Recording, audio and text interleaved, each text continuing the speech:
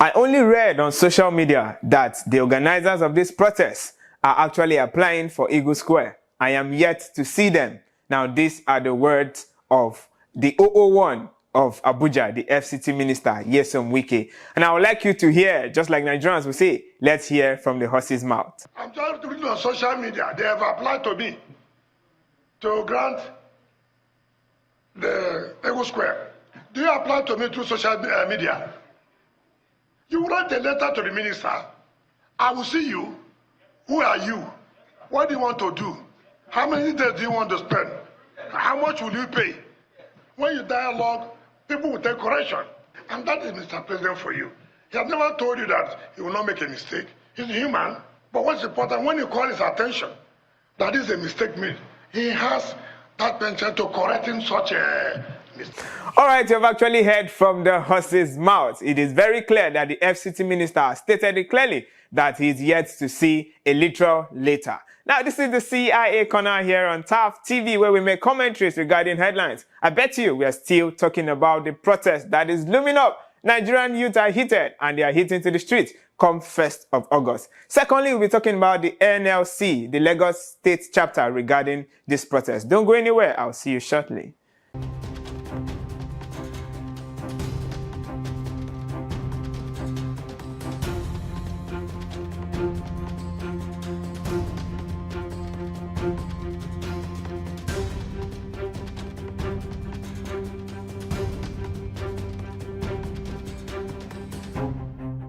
All right, you're welcome back from that very quick break. Now, let's really talk about the unfolding that has really come out regarding this protest, this mass protest, this end bad governance protest, Tinubu must go protest that is about to take place come August 1st to 10th, 2024. The Nigerian youth are finally hitting to the streets, crying out their hearts that the hunger is killing us. Mr. President, we are dying of hunger. Now, reacting to this, we know prior to this time, our federal government are of the opinion that the organizers of this particular protest are yet to come out and negotiate with the federal government, that they should come out. Our president actually pleaded that please they should come out and they should give him time, that he's actually going to heal our wounds, that the problems we are facing, we are not the only ones going through this economic hardship, but that is not the reactions coming from these organizers of this protest that is hitting the streets come August 1st to 10th. Now, so of late, regarding this particular protest, a letter has been making rounds on our social media.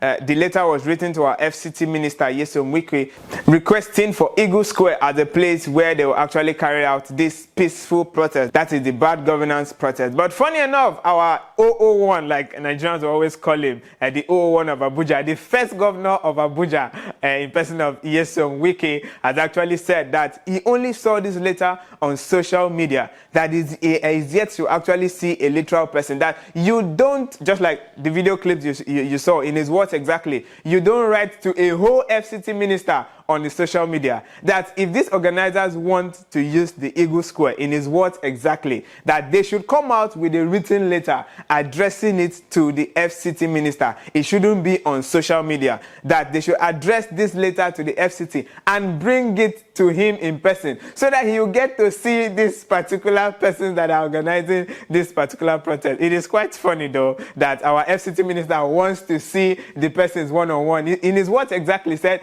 come out and give me this letter so that I can see you in person. Really, that is quite funny. There's a lot to that particular statement. But he has stated it clearly that he's yet to actually see that letter. That even if they are applying to use the Eagle Square, it is actually a national right for anyone to apply to use the Eagle Square, because that is the people's property. But they should actually make the letter written and they should bring it in person. That they should also remember, regardless of the fact that they are applying, they will also have to pay for the rent. They have to rent the Eagle Square and also pay for security fee. One will actually wonder, for Nigerians that are protesting for hunger, Nigerians that are protesting for hunger, let's leave the bad governance first. They're actually protesting for hunger. Where would they actually get money to actually rent the whole Eagle Square, talking less of paying for the security levy? Now, these are the words of our dearest minister, the 001 of Abuja, the FCT minister, Nyesom Wike, that for these organizers that are yet to actually surface and give out the letter, that the Eagle Square remains locked when it comes to this particular protest. Remember, prior to this time, he said in Abuja specifically that this protest will not hold. Now, talking about locations regarding this particular protest, our Nigerian Labour Congress, that's the NLC, the Lagos chapter, has actually written to every civil servant regarding this particular protest. Now, in a letter sent to the head of civil service, stating it clearly that when it comes to this particular protest, every civil servant will not stay at home, that there is no break for this particular protest, that all civil servants will still be in their place of duties come 1st to 10th of August, that they should not actually be scared about this protest. But in their words exactly, the part that actually caught my interest was that they stated it clearly. For those that are planning protests in Lagos, they should actually take it away to their own state. But when it comes to Lagos State, there is no protest that will take place. Funny enough, Lagos State has also been marked a no-go area when it comes to this protest. And our FCT, that is Abuja, has also been marked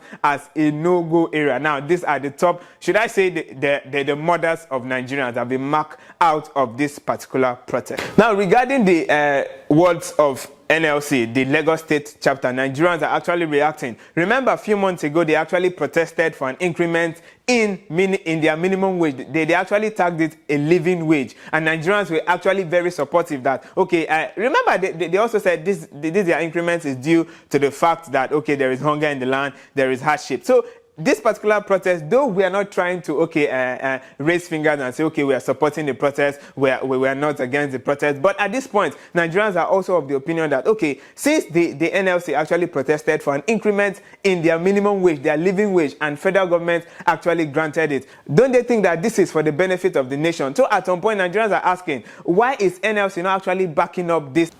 So Nigerians are of the opinion, even if they don't have to be at the forefront regarding this particular protest, they should at least be at the background, just like what Peter Obi is actually doing. Peter Obi is actually throwing weight to this particular protest, in as much as he's actually encouraging Nigerian youth that it should be a peaceful protest. But at least he's giving support that this is our right, this is what should be done, this is one of the ways to actually checkmate the activities that is going on in this particular administration. Nigerians are actually suffering. Now, I'll actually quote the words of Peter Obi.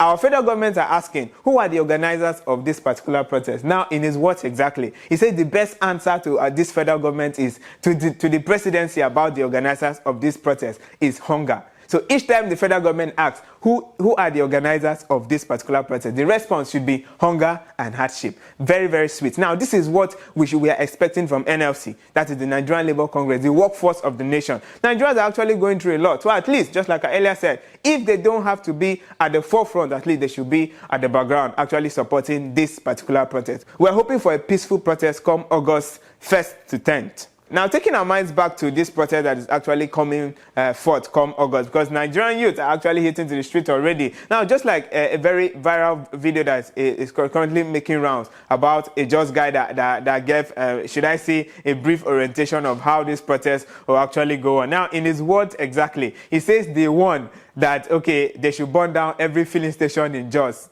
Quite funny. Day two, they should hit to the market and burn down all the markets. And funny enough, the third agenda is day three. If our Nigerian government still doesn't meet up to our demands, we should hit to the bakeries. That is where they bake our breads and our bread and the likes of it and burn it down. Then day four, if they still doesn't meet our needs, we should now hit to the properties of our government. We should now hit to the properties of our government, but this is actually very, very funny. Now, this has always been my word each time I appear on this show. There should be an agenda for this 10 days that we're having. We're yet to, I know the organizers of this protest have actually said, okay, this is the agenda. This is what we want the federal government to do. They should actually bring down subsidy, bring down the cost of living and the likes of it. But I am also of the opinion, just like what that guy just said, if they had been, okay, this is what we are doing for day one. Okay, day one, we're just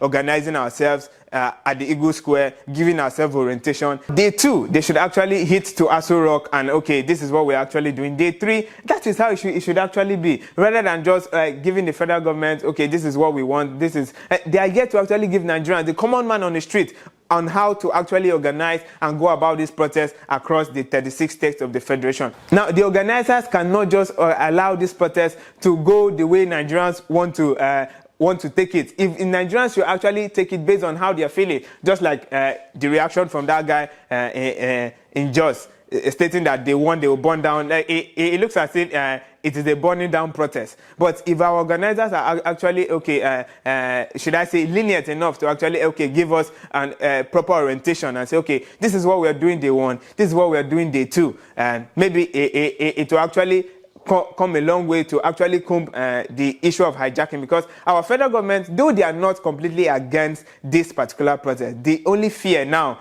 is about this protest being hijacked. If you're in Nigeria, you could discover that on Friday, some of our political big men have actually stepped out of this particular country. They have jackpot already because they remember what happened in 2020. So at this point, in as much as we know that it is the right of every single Nigerian to protest, just like the words of Peter Obi, we're also of the opinion that it should be a peaceful protest. All right, that's all we have for you regarding the headlines that are making rounds. Just like I earlier said, Wike said, until he gets to see a written letter and a person presents it to him, Eagle Square remains locked come August 1st. And the NLC, that's the Nigerian Labour Congress, have also stated it clearly that this particular protest that's about to take place, Lagos State is out of it, that the workers in Lagos State will still be at the place of duty. Remember, you also can be part of the show. Do well to drop your reactions regarding this particular headlines.